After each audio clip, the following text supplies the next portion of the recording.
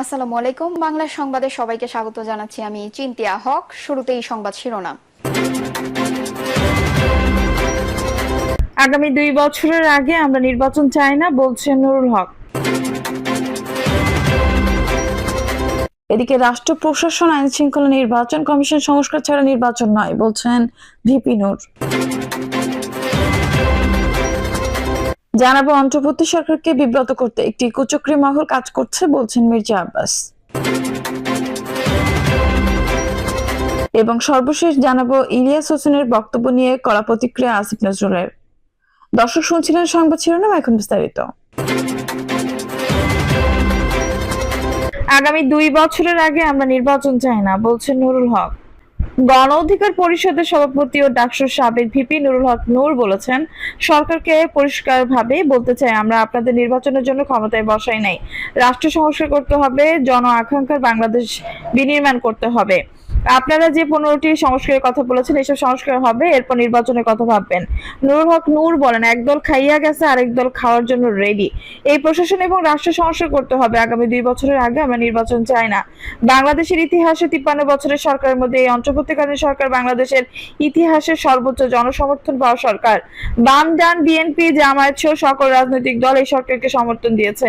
তিনি আরো বলেন, এখন অনেকের খাওয়া দাওয়া চলতেছে না, কারণ অনেক জায়গায় সেনাবাহিনী ও আইন শৃঙ্খলা রক্ষাকারী বাহিনী চাঁদাবাজদের দমন করছে, তাদের ধান্দা বন্ধ হয়ে যাচ্ছে।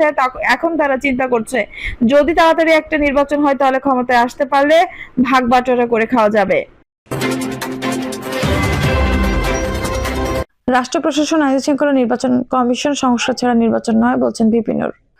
গণ অধিকার পরিষদের সভাপতি ও ডাকসুর সাবেক ভিপি নুরুল হক নূর বলেছেন, আগে রাষ্ট্র প্রশাসন, আইন শৃঙ্খলা, নির্বাচন কমিশন সংস্কার সহ জনগণের আকাঙ্ক্ষা পূর্ণ হওয়ার পরে নির্বাচনের কথা ভাবতে হবে। রবিবার 1 ডিসেম্বর গণ অধিকার পরিষদ পটুয়াখালী জেলা শাখা আয়োজিত জুলাই বিপ্লব ও নতুন বাংলাদেশ বিনির্মাণে জন আকাঙ্ক্ষার রাজনীতি শীর্ষক আলোচনা সভায় প্রধান অতিথির বক্তব্যে তিনি এসব কথা বলেন। ভিপি নূর বলেন, বর্তমান সরকার বাংলাদেশের ইতিহাসে সর্বোচ্চ জনসমর্থন পাওয়া সরকার। ডান, বাম, বিএনপি, জামায়াত সহ সব রাজনৈতিক দল এই সরকারকে সমর্থন দিয়েছে। অনেক জায়গায় সেনাবাহিনী, আইন শৃঙ্খলা রক্ষাকারী বাহিনী চাঁদাবাজ মাফিয়াদের দমন করছে, তাদের ইনকাম বন্ধ হয়ে যাচ্ছে নিজেদের অবস্থান ধরে রাখতে। তারা দ্রুত নির্বাচন চায়, যাতে তড়িঘড়ি করে ক্ষমতায় বসে আবারও ফ্যাসিবাদ কায়েম করতে পারে। তিনি আরো বলেন, দ্রব্যমূল্য নিয়ন্ত্রণ হচ্ছে না, আইন শৃঙ্খলা পরিস্থিতি তেমন উন্নয়ন হয়নি, তাই জনগণের মধ্যে ক্ষোভ বাড়ছে। ফ্যাসিবাদ আবার আসতে না পারে, এই ব্যাপারে বিএনপি, জামায়াত সহ আমাদের এক থাকতে হবে। ফ্যাসিবাদ বিষয়ে নজর দেওয়ার জন্য অন্তর্বর্তী সরকারের প্রতি আহ্বান জানান তিনি। অন্তর্বর্তী সরকারকে বিব্রত করতে একটি কুচক্রী মহল কাজ করছে, বলছেন মির্জা আব্বাস। বিএনপি স্থায়ী কমিটির সদস্য মির্জা আব্বাস বলেছেন, বাংলাদেশ অন্তর্বর্তী সরকারকে বিব্রত করার জন্য একটি কুচক্রী মহল কাজ করে যাচ্ছে। সরকার ভেতরে কিছু লোক ডক্টর ইউনূসকে ভুল পথে চালানোর পরিকল্পনা করছে। তিনি বলেন, আমরা বিএনপি ও অন্যান্য দলগুলো ডক্টর ইউনূসকে সঠিক পথে চালানোর জন্য কাজ করছি, তবে কিছু লোক বিএনপিকে আওয়ামী লীগের সঙ্গে ট্যাগ করার চেষ্টা করছে। দেশের বাইরে কিছু ব্লগার আছেন যাদের কাজই হলো বিএনপির ক্ষতি করা।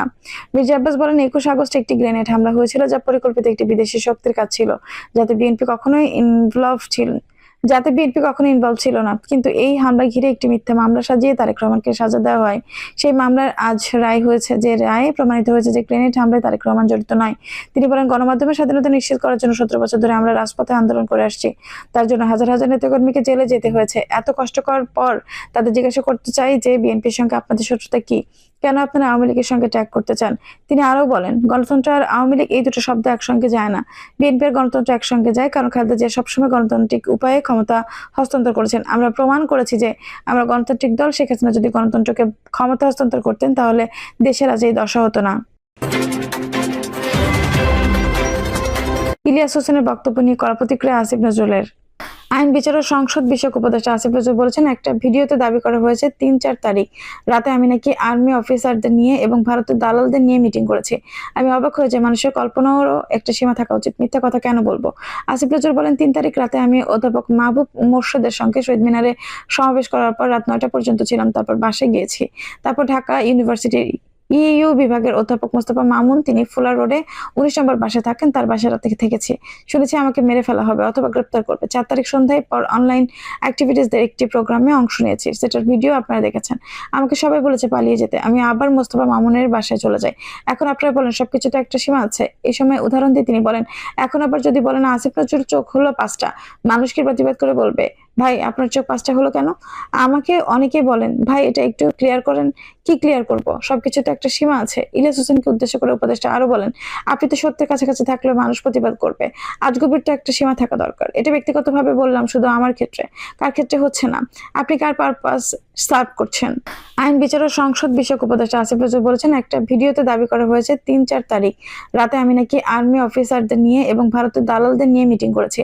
আমি অবাক হয়ে যাই, মানুষের কল্পনারও একটা সীমা থাকা উচিত। মিথ্যা কথা কেন বলবো? আসিফ নজরুল বলেন, ৩ তারিখ রাতে আমি অধ্যাপক মাহবুব মোর্শেদের সঙ্গে শহীদ মিনারে সমাবেশ করার পর রাত ৯টা পর্যন্ত ছিলাম। তারপর বাসায় গিয়েছি। তারপর ঢাকা ইউনিভার্সিটির ইইউ বিভাগের অধ্যাপক মোস্তফা মামুন, তিনি ফুলা রোডে ১৯ নম্বর বাসায় থাকেন। তার বাসায় রাত থেকে থেকেছি। শুনেছি আমাকে মেরে ফেলা হবে অথবা গ্রেপ্তার করবে। ৪ তারিখ সন্ধ্যায় পর অনলাইন অ্যাক্টিভিটিসদের একটি প্রোগ্রামে অংশ নিয়েছি, যেটার ভিডিও আপনারা দেখেছেন। আমাকে সবাই বলেছে পালিয়ে যেতে। আমি আবার মোস্তফা মামুনের বাসায় চলে যাই। এখন আপনারা বলেন, সবকিছুতে একটা সীমা আছে। এই সময় উদাহরণ দিয়ে তিনি বলেন, এখন আবার যদি বলেন আসিফ নজরুল চোখ হলো পাঁচটা, মানুষ কি প্রতিবাদ করে বলবে, ভাই আপনার চোখ পাঁচটা হলো কেন? আমাকে অনেকেই বলেন, ভাই এটা একটু ক্লিয়ার করেন। কি ক্লিয়ার করব? সবকিছু তো একটা সীমা আছে। ইলিয়াস হোসেনকে উদ্দেশ্য করে উপদেষ্টা আরো বলেন, আপনি তো সত্যের কাছাকাছি থাকলেও মানুষ প্রতিবাদ করবে। আজগুবির তো একটা সীমা থাকা দরকার। এটা ব্যক্তিগতভাবে বললাম, শুধু আমার ক্ষেত্রে। কার ক্ষেত্রে হচ্ছে না? আপনি কার পারপাস সার্ভ করছেন? আইন বিচার ও সংসদ বিষয়ক উপদেষ্টা আসিফ নজরুল বলেছেন, একটা ভিডিওতে দাবি করা হয়েছে ৩-৪ তারিখ রাতে আমি নাকি আর্মি অফিসারদের নিয়ে এবং ভারতের দালালদের নিয়ে মিটিং করেছি। আমি অবাক হয়ে যাই, মানুষের কল্পনারও একটা সীমা থাকা উচিত। মিথ্যা কথা কেন বলবো? আসিফ নজরুল বলেন, ৩ তারিখ রাতে আমি অধ্যাপক মাহবুব মোর্শেদের সঙ্গে শহীদ মিনারে সমাবেশ করার পর রাত ৯টা পর্যন্ত ছিলাম। তারপর বাসায় গিয়েছি। তারপর ঢাকা ইউনিভার্সিটির ইইউ বিভাগের অধ্যাপক মোস্তফা মামুন, তিনি ফুলা রোডে ১৯ নম্বর বাসায় থাকেন। তার বাসায় রাত থেকে থেকেছি। শুনেছি আমাকে মেরে ফেলা হবে অথবা গ্রেপ্তার করবে। ৪ তারিখ সন্ধ্যায় পর অনলাইন অ্যাক্টিভিটিসদের একটি প্রোগ্রামে অংশ নিয়েছি, যেটার ভিডিও আপনারা দেখেছেন। আমাকে সবাই বলেছে পালিয়ে যেতে। আমি আবার মোস্তফা মামুনের বাসায় চলে যাই।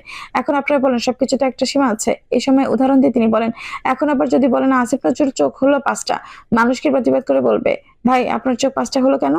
আমাকে অনেকেই বলেন, ভাই এটা একটু ক্লিয়ার করেন। কি ক্লিয়ার করব? সবকিছু তো একটা সীমা আছে। ইলিয়াস হোসেনকে উদ্দেশ্য করে উপদেষ্টা আরো বলেন, আপনি তো সত্যের কাছাকাছি থাকলেও মানুষ প্রতিবাদ করবে। আজগুবির তো একটা সীমা থাকা দরকার। এটা ব্যক্তিগতভাবে বললাম, শুধু আমার ক্ষেত্রে। কার ক্ষেত্রে হচ্ছে না? আপনি কার পারপাস সার্ভ করছেন?